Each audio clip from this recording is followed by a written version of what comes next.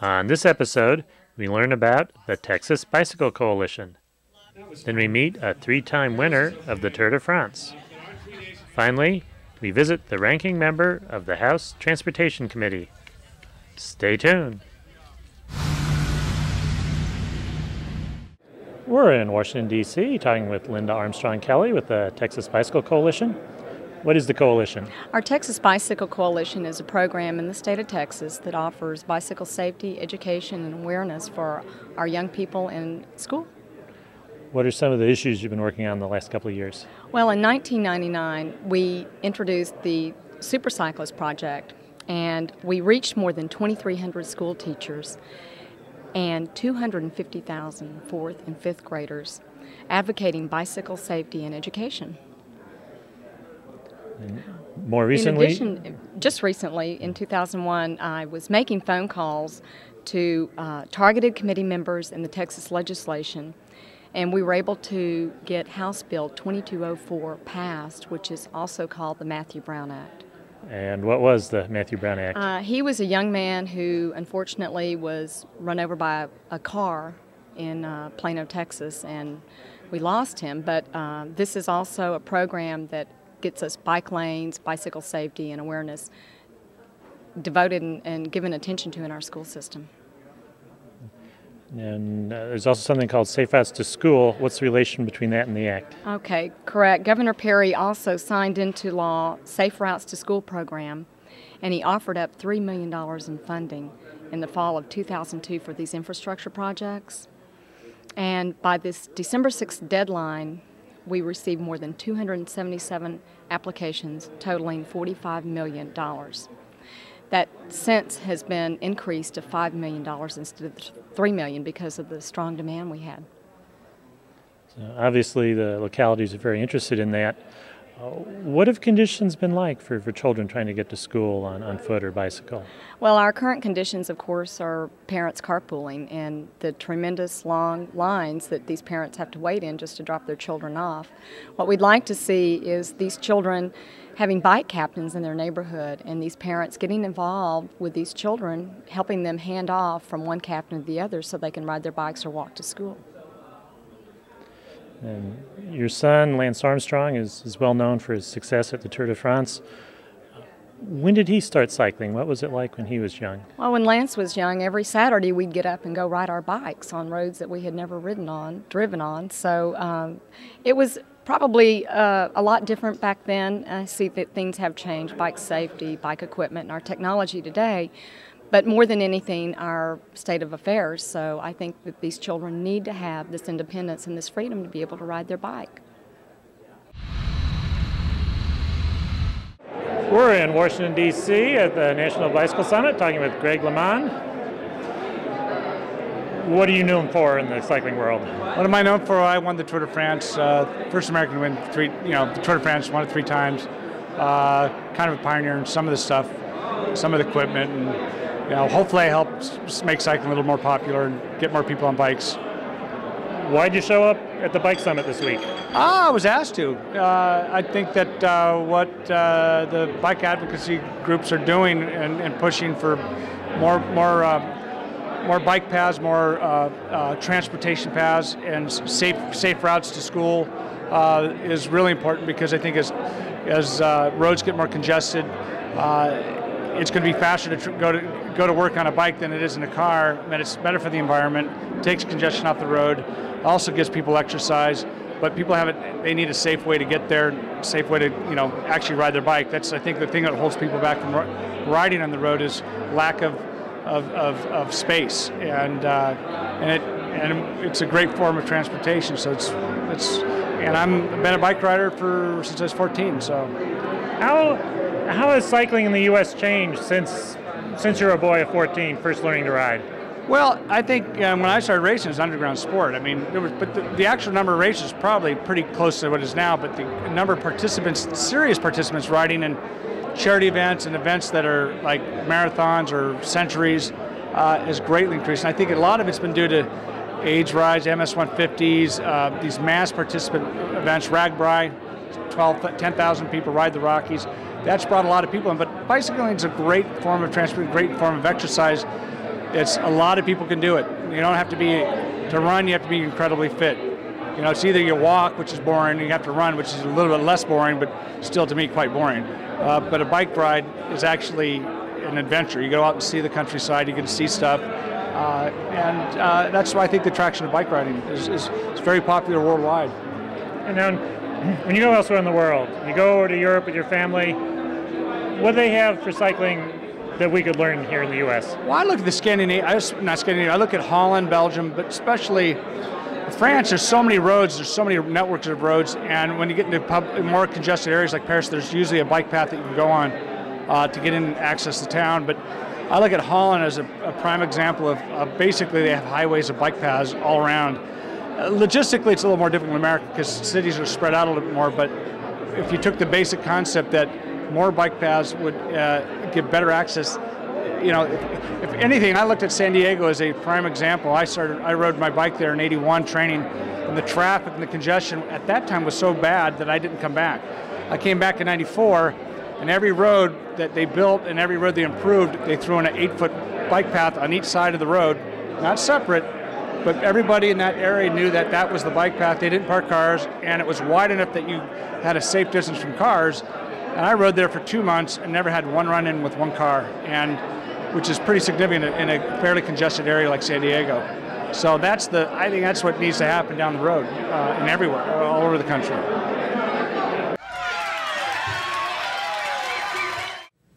We're in Washington, D.C., talking with Representative Jim Oberstar of the 8th District of Minnesota. What was the federal government's attitude towards pedestrians and bicycles when you first came to Congress?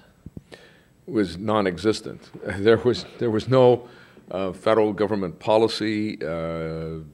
Pedestrian activity and cycling were simply off the chart.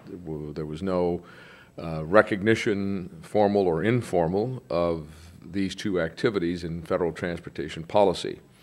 In fact, in the 20 years prior to Ice-T of 1991, from 1971 to 1991, in the entire United States, only $40 million was spent by federal and state governments combined on bicycling and pedestrian pathways.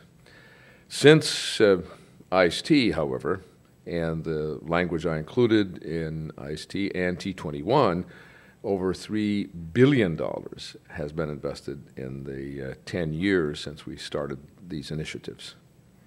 Now, for viewers that aren't policy wonks, what's Ice-T stand for? What's T21? The Intermodal Surface Transportation Efficiency Act of 1991 has been better known as Ice-T, and that was a 6-year authorization succeeded by the Transportation Equity Act for the 21st century, T21. The significance of Ice-T is that in 1990, when we began work on that legislation, we were at the end of the interstate era. Over 40 years of investment in the nation's 44,000-mile interstate highway system, stimulated by the Highway Trust Fund, which was also enacted in 1956, along with the authorization of the interstate system.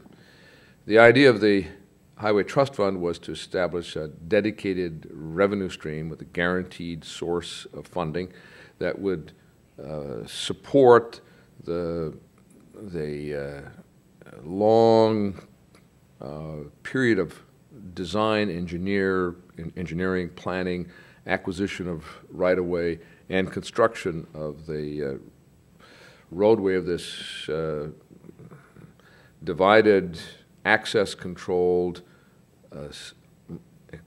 far safer highway system than we had ever seen in the United States or anywhere in the world. And it worked, the combination of the dedicated revenue stream, the higher design features worked extremely well, created a whole new era of mobility for America, improved our productivity, reduced our cost of delivering goods and people. But by 1990, there were only 100 miles of interstate left to be completed, and most of that was under construction, and within a couple of years it was all completed. So we stood at the end of the interstate construction era, looking over the horizon to what would succeed the interstate and what were the needs of transportation for the future. And prior to that, I had chaired the Investigations and Oversight Subcommittee, holding hearings on the future of transportation in the post-interstate era. Out of those hearings emerged a number of very compelling facts about the changing demographics of American society, perhaps the most significant of which was that of all drivers in the United States, by the end of the decade of the 90s, half would be 50 years of age and older. That suggested a number of initiatives needed in surface transportation, one of which was obviously bigger lettering on informational signs, more information further in advance of decision points, more effective retro-reflective systems on highway pavement and informational signs, but also suggested more opportunities for leisure travel, from which I crafted the Scenic Byways program that does not build new highways, maybe makes adjustments for better scenic overlooks, some cases wider shoulders, some safety improvements, but mostly designating unique segments of the nation's highway system that lead people to America's scenic, historic, archaeological, historical treasures, and has proved to be a huge benefit to travel and tourism.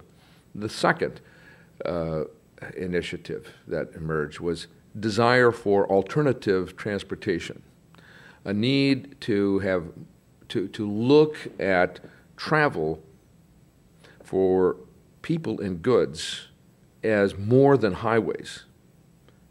Our program had been largely highways only, and then highways with a little dash of transit mixed in the late 60s and 70s.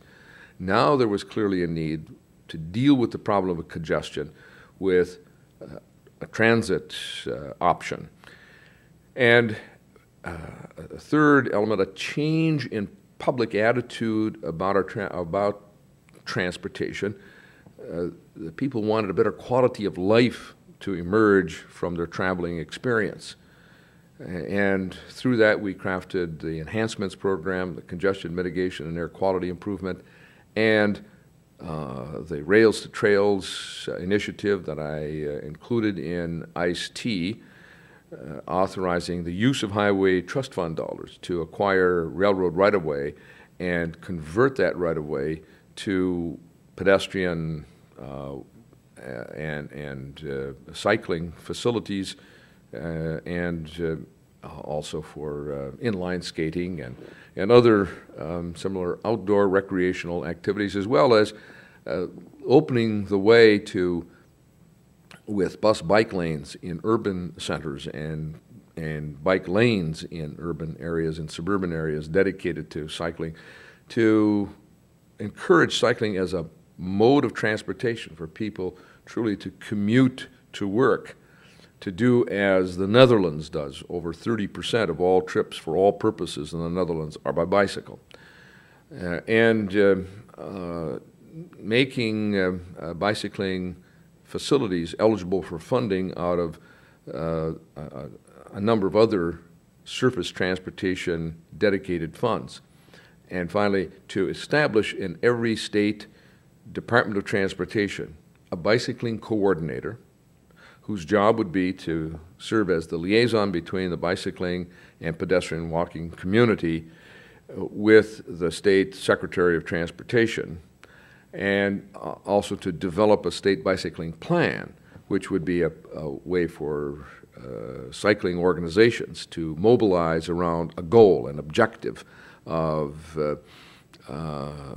developing multiple bicycle paths and conversion of shoulders on existing highways to safe bicycling activity.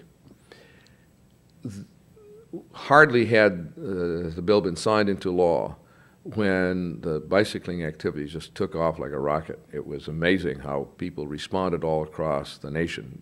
Bicycling organizations that had actually been or felt that they were shut out of the policy planning process suddenly came to life, took charge of their destiny, took advantage of the opportunity to be a part of the transportation planning, investment, and construction of transportation systems. Transit also took off with a whole new rebound under Ice-T, as it was now given a much more prominent place at the table of transportation than previously. By the time we came to the end of the authorization period for Ice-T, which was 1997, it was clear that alternative transportation, lifestyle choice options, transit, that is both rail and bus, had really taken hold in the public mind. The challenge in 97 and 98, as we crafted the successor to T21, was to open wider that door, create more opportunities. And with the authorization of T21, I succeeded in making bicycling and walking activities eligible for an even wider range, including access to the core surface transportation program of the federal aid highway system. And we increased the funding for bicycling facilities. We also succeeded in T21, something I very strongly insisted on, an 80-20 match for transit funds. That is 80% federal, 20% non-federal, identical to the matching funds for highway construction.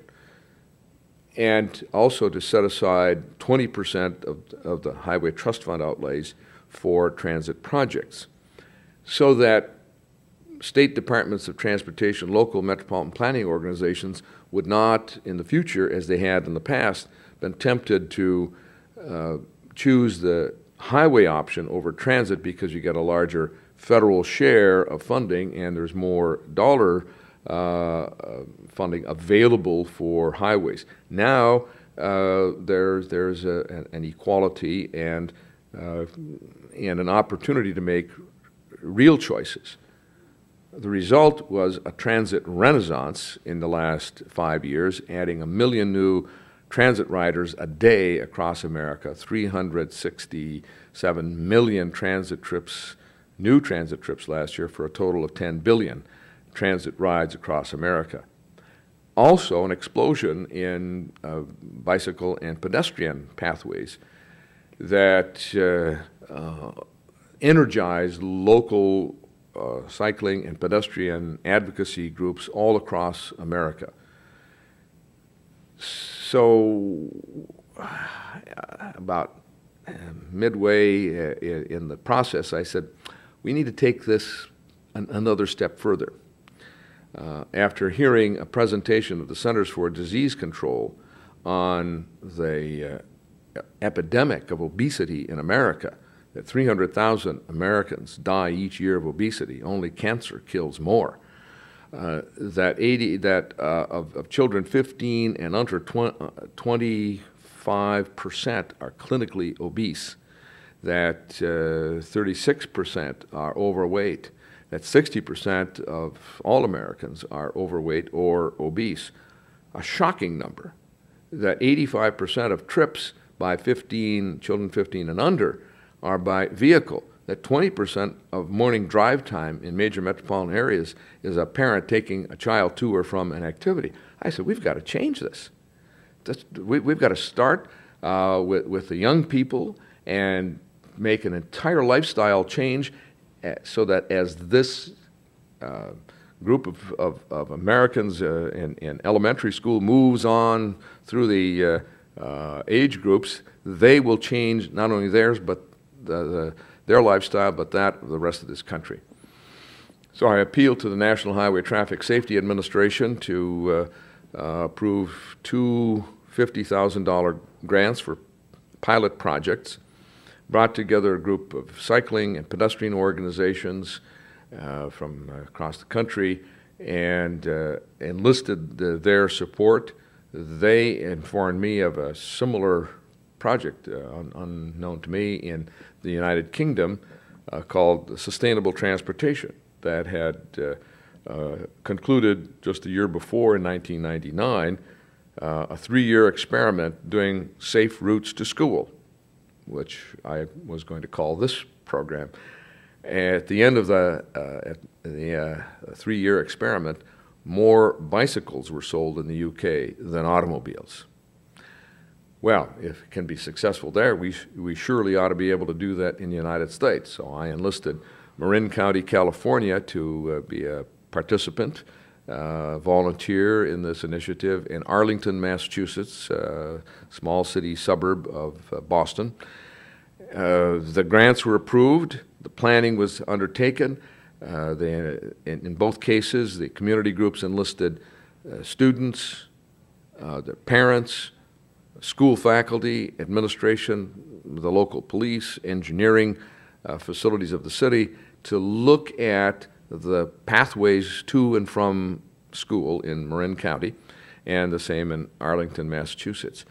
Identify the obstacles, those that were a safety hazard, address them, do safety education programs for the elementary and secondary school children, and launch Walk and Bike to School Day on October 4, 2000. It was enormously successful. At the Tam Valley School in Marin County, there are normally 267 cars in the parking lot. That day there were only 11. They formed walking school buses, that is, children holding hands, walking together with a safety sentinel out ahead of them. And as they were walking along, a van pulled up. The kid jumps out and says to his mother, "See, I told you they'd all be walking," and he joined in the group, and off he went. Within 6 months of Safe Routes to School being launched in Marin County and Arlington, Massachusetts, they put the information, of course, on their websites, and 26 other states launched similar Safe Routes to School programs on their own, just having read about it. So this idea has just caught on enormously across America.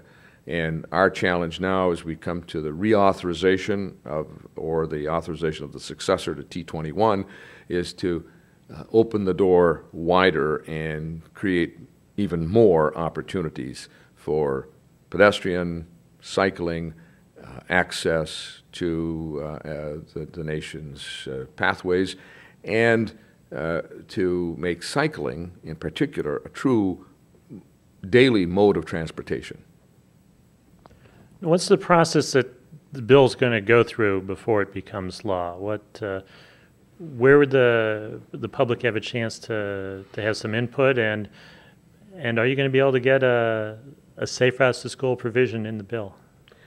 The process is we've been holding hearings both last year in the previous Congress and so far in this session in the Subcommittee on Surface Transportation on the operation and effectiveness of T21, the current and future needs of transportation, and taking testimony from public interest groups all across the country.